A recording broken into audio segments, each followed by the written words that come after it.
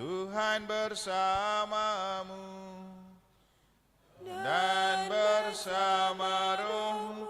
Inilah Injil suci menurut Lukas. Dimuliakanlah Tuhan. Di zaman Herodes, Raja Yudea, hiduplah seorang imam bernama Sakaria dari kalangan Imam Abiyah. Istrinya juga berasal dari keturunan Harun, namanya Elisabet. Keduanya hidup benar di hadapan Allah dan hidup menurut segala perintah serta ketetapan dengan tidak bercacat. Tetapi mereka tidak mempunyai anak, sebab Elisabet itu mandul dan keduanya telah lanjut usia. Sekali peristiwa, waktu tiba giliran kelompoknya, Sakaria melakukan tugas sebagai imam di hadapan Allah. Sebab ketika diundi, sebagaimana lazimnya untuk menentukan imam yang bertugas, dialah yang ditunjuk untuk masuk ke dalam bait Allah dan membakar ukupan di situ. Pada saat pembakaran ukupan itu, seluruh umat berkumpul di luar dan sembahyang. Maka tampaklah kepada Sakaria seorang malaikat Tuhan berdiri di sebelah kanan mezbah pembakaran ukupan. Melihat kejadian itu, Sakaria terkejut dan menjadi takut. Tetapi malaikat itu berkata kepadanya, "Jangan takut hai Sakaria, sebab doamu telah dikabulkan. Elisabet, istrimu akan melahirkan seorang anak laki-laki bagimu, dan haruslah engkau menamai dia Yohanes. Engkau akan bersukacita dan bergembira, bahkan banyak orang akan bersukacita atas kelahirannya, sebab ia akan besar di hadapan Tuhan, dan ia tidak akan minum anggur atau minuman keras. Ia akan penuh dengan Roh Kudus mulai dari rahim ibunya. Ia akan membuat banyak orang Israel berbalik kepada Tuhan, Allah mereka, dan ia akan berjalan mendahului Tuhan dalam roh dan kuasa Elia, untuk membuat hati para bapa berbalik kepada anak-anaknya, dan hati orang-orang durhaka kepada pikiran orang-orang benar. Dengan demikian, ia menyiapkan suatu umat yang layak bagi Tuhan." Lalu kata Sakaria kepada malaikat itu, "Bagaimana aku tahu bahwa hal itu akan terjadi? Sebab aku sudah tua dan istriku pun sudah lanjut umurnya." Jawab malaikat itu kepadanya, "Akulah Gabriel yang melayani Allah. Aku telah diutus untuk berbicara dengan engkau dan untuk menyampaikan kabar baik ini kepadamu. Sesungguhnya engkau akan menjadi bisu dan tidak dapat berkata-kata sampai pada hari semuanya ini terjadi, karena engkau tidak percayakan perkataanku yang pada waktunya akan terbukti kebenarannya." Sementara itu, orang banyak menanti-nantikan Sakaria.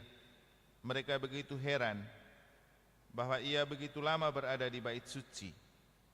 Ketika ia keluar dan tidak dapat berkata-kata kepada mereka, mengertilah mereka bahwa ia telah melihat suatu penglihatan di dalam bait suci. Lalu Sakaria memberi isyarat kepada mereka, sebab ia tetap bisu.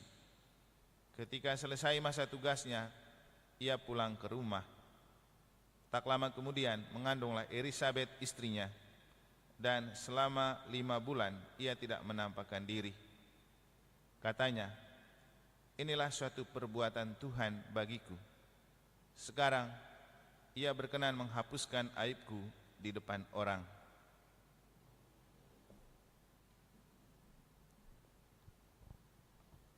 Demikianlah sabda Tuhan. Terpujilah Kristus.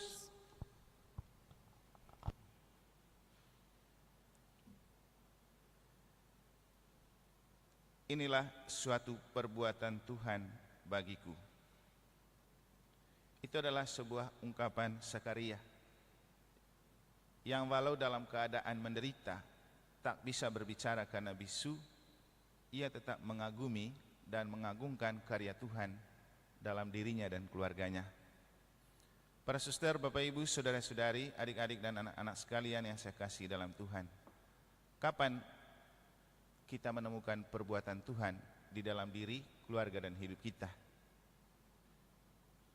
Ketika Tuhan memberikan rahmat untuk kita.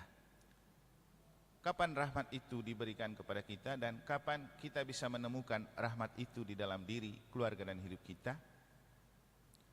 Jawabannya 1 kali 24 jam hal itu mungkin terjadi. Karena rahmat Tuhan tak pernah berhenti mengalir untuk kita dan Tuhan tak pernah berhenti melakukan karya-karya ajaib bagi diri dan hidup kita. Yang berhenti adalah ketika hati kita tertutup kepada kehadiran Tuhan. Tuhan tidak pernah tidur. 1 kali 24 jam Tuhan memperhatikan kita. Tapi kita yang membagi-bagi dan menghitung-hitung waktu untuk menemukan Tuhan. Nanti tunggu berdoa baru kita bertemu dengan Tuhan. Nanti tunggu misa baru kita bertemu dengan Tuhan. Kalau hati kita betul-betul terarah. Nah, kapan kita bisa bertemu dengan Tuhan? Jawabannya, ketika kita taat dan setia dalam iman. Itu adalah kata kunci untuk rahmat itu mengalir bagi kita. Sakaria diberikan rahmat untuk istrinya yang sudah mandul dan tua mendapat anak. Karena ia taat pada perintah Tuhan, taat pada tugas dan tanggung jawab yang dipercayakan Tuhan di dalam dirinya. Kita mendengar bahwa ia punya tugas sebagai imam dan punya jadwal untuk mengangkat doa. Dan ia hidup sesuai dengan perintah Tuhan. Bahwa kalau kemudian ia menemukan ia tidak mendapatkan anak, ia tidak kecewa dengan Tuhan. Ia tetap setia dengan tugas-tugas yang diberikan dan dipercayakan Tuhan dan jemaat kepada dia. Maka ketika ia mendapat giliran untuk berdoa, ia pergi menjalankan tugas itu. Ia tidak ngomel dan gerutu dan mengatakan bahwa ngapain saya layani orang Tuhan tidak kasih saya anak. Dia tidak berpikir itu. Dia tetap setia dan taat pada tugas yang diperintahkan Tuhan. Dan ketaatan dan kesetiaan itulah yang dihargai oleh Tuhan. Ketika ia sedang berdoa, malaikat Tuhan datang dan memberikan sebuah janji yang tidak pernah mereka bayangkan dan mustahil itu terjadi, yaitu istrinya akan mengandung. Sakaria tidak percaya. Karena tidak mungkin, istrinya sudah tua, sudah lanjut usia, dan sudah mandul. Tapi malaikat Gabriel datang untuk mengatakan nanti istrimu akan mengandung. Dia tidak percaya, maka dia diberikan sanksi sedikit dengan tidak bisa berbicara. Matanya tertutup dan mulutnya bisu. Itu diberikan sebagai sanksi karena dia tidak percaya. Nah, itu kan penderitaan, membuat dia menderita. Tapi justru dalam penderitaan itu, ia tetap percaya kepada Tuhan. Dan maknanya untuk kita juga adalah bahwa rahmat itu pasti diberikan kepada kita. Kata orang, rahmat itu gratis tetapi tidak otomatis. Gratisnya ia akan selalu diberikan oleh Tuhan, tapi tidak otomatisnya butuh pengorbanan dan perjuangan. Dia tidak bisa begitu gampang didapatkan. Butuh pengorbanan dan perjuangan. Apa yang kita korbankan untuk Tuhan? Apa yang kita korbankan untuk gereja? Apa yang kita perjuangkan untuk mengabdi kepada Tuhan? Kadang-kadang kita meremehkan tugas dan tanggung jawab yang Tuhan berikan kepada kita, yang Tuhan percayakan kepada kita melalui gereja, entah dengan posisi apa saja. Bahkan tugas-tugas seperti lektor, mazmur, angkat lagu, itu sederhana, tapi Tuhan melihat semuanya itu. Kalau kita setia menerima dan melakukan, itulah yang membuat rahmat mengalir dalam diri dan hidup kita. Mungkin kita masih ingat ketika di Gua Maria, hari Jumat, saya berkhotbah tentang kita manusia kadang lebih takut dan taat pada atasan, tapi kita tidak takut dan tidak taat pada yang di atas. Kenapa?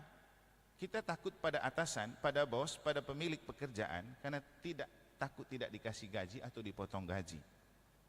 Tapi orang tidak berpikir perlu takut dan taat kepada Tuhan, karena kalau sampai kita tidak takut dan tidak taat kepada Tuhan, bukan dipotong gaji, rahmat itu yang tidak datang kepada kita. Rahmat jauh lebih besar daripada gaji. gaji Anda suatu waktu akan habis dan akan berhenti. Tapi rahmat Tuhan tidak akan pernah berhenti sampai kapanpun ketika kita taat dan percaya kepadanya. Demikian juga dalam bacaan pertama, sebuah pasutri yang sudah lama menikah, yang sudah tua, yang tidak mungkin lagi dapat anak dalam kitab Hakim-Hakim. Tapi malaikat Tuhan datang untuk mengatakan bahwa nanti kamu akan mengandung. Yang penting tertib hidup, jaga pola hidup, percaya kepada apa yang Tuhan bilang. Kan gitu. Jadi kunci rahmat itu datang kepada kita dan keluarga kita adalah taat, setia kepada perintah Tuhan, dengar apa kata Tuhan, biarkan kehendak Tuhan terjadi. Jangan hidup terus sesuai dengan maunya kita, kehendaknya kita. Coba beri diri untuk Tuhan, beri diri untuk gereja. Lakukan apapun dengan tulus dan penuh cinta, karena percaya bahwa Tuhan itu memberi kita kepercayaan karena kita bisa. Tuhan memberi kita tugas dan tanggung jawab di dalam gereja karena kita bisa. Kan Tuhan yang ciptakan kita, Tuhan tahu kemampuan kita. Tapi seringkali kita lebih takut dan taat kepada atasan, atau yang dipandang bos, atau yang dianggap majikan. Kita jarang dan susah takut kepada Tuhan yang di atas, yang memiliki rahmat, yang rahmat itu diberikan kepada kita tidak tergantung pada kekuatan-kekuatan material. Jadi kalau mau rahmat itu berlimpah, jangan pernah egois di hadapan Tuhan, jangan pernah berhitung kepada Tuhan. Ketika Tuhan memberikan kepercayaan kepada kita untuk suatu tugas di dalam gereja,